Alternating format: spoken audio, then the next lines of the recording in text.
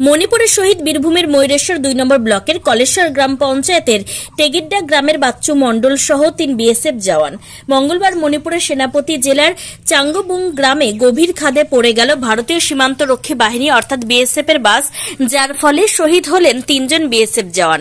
এদের মধ্যে বাচ্চু মণ্ডলের একজনের বাড়ি বীরভূমের কলেশ্বর গ্রাম পঞ্চায়েতের টেগিড্ডা গ্রামে। এই ঘটনা শোনার পরেই এলাকা জুড়ে নেমেছে শোকের ছায়া। ছেলের মরদেহ গ্রামে ফিরতেই কফিনবন্দি দেহ ঘিরে কান্নায় ভেঙে পড়ল মণিপুরে কর্মরত বিএসএফ জওয়ানের মা, বাবা ও তার পরিবার। বৃহস্পতিবার মধ্যরাতে গান স্যালুটের মাধ্যমে শেষকৃত্য সম্পন্ন হল তার নিজ বাড়ি অর্থাৎ গ্রামের বাড়ি টেগিড্ডা গ্রামে। মঙ্গলবার বিকেলে মণিপুরে ভয়াবহ দুর্ঘটনায় শহীদ হয়েছেন বিএসএফ এর ৩ জওয়ান।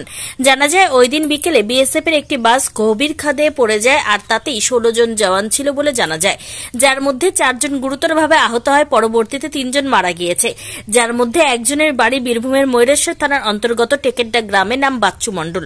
বিকেল থেকে তার গ্রামের মাঠে বিএসএফ জওয়ান বাচ্চু মণ্ডলকে শেষবারের জন্য দেখতে ভিড় জমিয়েছিলেন বিভিন্ন এলাকার মানুষ। তবে শেষমেশ মধ্যরাতে টেগিড্ডা গ্রামে এসে পৌঁছায় বাচ্চু মণ্ডলের মরদেহ আর তাকে ঘিরে কান্নায় ভেঙে পড়ল পরিবারের লোকজন সহ তার মা, বাবা। ঠিক তারপর পুষ্পস্তবক ও গান স্যালুট দিয়ে বিশেষভাবে সম্মান জানানো হল শহীদ বিএসএফ জওয়ান বাচ্চু।